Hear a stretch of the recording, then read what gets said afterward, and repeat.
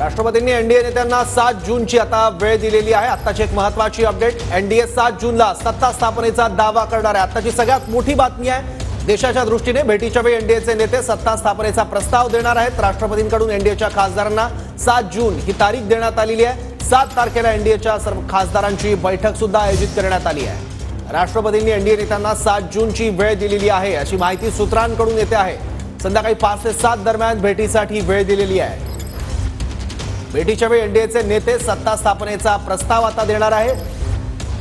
राष्ट्रपतींनी एनडीए नेत्यांना 7 जूनची वेळ दिली आहे। राष्ट्रपतींकडून एनडीएच्या खासदारांना वेळ देण्यात आली आहे 7 जूनला। त्यामुळे आता सत्ता स्थापनेचा दावा हा केला जाईल भाजपकडून, एनडीएकडून।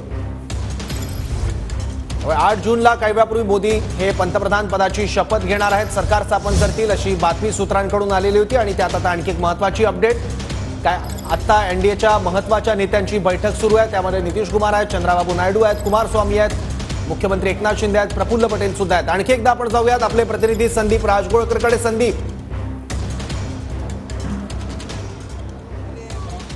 सौरभ, 7 तारखेला म्हणजेच परवा दिवशी ही महत्त्वपूर्ण बैठक म्हणावी लागेल। एनडीएचे जे काही देशभरातले सगळे खासदार निवडून आलेले आहेत त्या खासदारांची ही महत्त्वपूर्ण बैठक राजधानी दिल्लीमध्ये पार पडणार आहे। आणि बैठक झाल्यानंतर हे सगळे जे खासदार आहेत ते राष्ट्रपती द्रौपदी मुर्मू यांना भेटणार आहेत। आज प्रामुख्याने एनडीएचे सगळे नेते सत्ता स्थापनेचा दावा जो आहे तो राष्ट्रपतींच्याकडे करणार आहेत। मात्र खासदारांच्या बैठकी दिवशी कशा पद्धतीनं सरकार पुढे चालवायचं किंवा कशा पद्धतीनं जे छोटे पक्ष आहेत, राजकीय पक्षांचे खासदार किंवा मोठ्या पक्षांचे सगळे खासदार जे आहेत त्यांच्याबरोबर प्रामुख्याने ही चर्चा केली जाईल। आणि ही चर्चा करण्याची जी जबाबदारी आहे ती 2 नेत्यांच्यावर देण्यात आली आहे। एक म्हणजे अमित शहा आणि दुसरे म्हणजे राजनाथ सिंह। या दोन्ही नेत्यांच्या उपस्थितीमध्ये या खासदारांची ही सगळी बैठक होणार आहे। आणि बैठकीच्या शेवटच्या टप्प्यामध्ये कदाचित नरेंद्र मोदी या बैठकीमध्ये सहभागी होऊ शकतात। मात्र राजनाथ सिंह आणि अमित शहा हे दोघंही जे नेते आहेत ते दोन्ही नेते या म्हणजे या संपूर्ण खासदारांना मार्गदर्शन देखील करणार आहेत। आणि त्यानंतर राष्ट्रपतींची जी भेट असेल ती देखील अतिशय महत्त्वपूर्ण म्हणावी लागेल। बरोबर संदीप, यानंतर आता इथून पुढची प्रक्रिया कशी असणार आहे सगळी?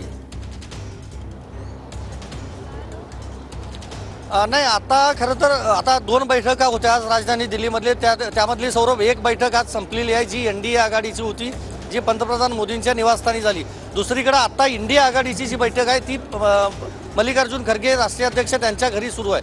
आज संध्याकाळी 7:30 वाजता राष्ट्रपती द्रौपदी मुर्मू यांना सत्ता स्थापनेचा जो दावा आहे तो दावा करत प्रस्ताव दिला जाईल सगळ्या एनडीएच्या घटक पक्षांकडून की पंतप्रधान नरेंद्र मोदी यांचं नेतृत्व आम्हाला मान्य आणि त्यांच्या नेतृत्वाखाली आम्ही सत्ता स्थापन करणार आहे। त्यानंतर राष्ट्रपती त्याला मान्यता देतील, कारण आजच 17वी जी लोकसभा होती ती विसर्जित करण्यात आली आहे। जेव्हा राष्ट्रपती मान्यता देतील त्यानंतर 18वी लोकसभा खरं तर नव्यानं उदयाला येईल असं म्हणता येईल। आणि त्यानंतर विशेष जे अधिवेशन आहे ते अधिवेशन लवकरच बोलवलं जाईल।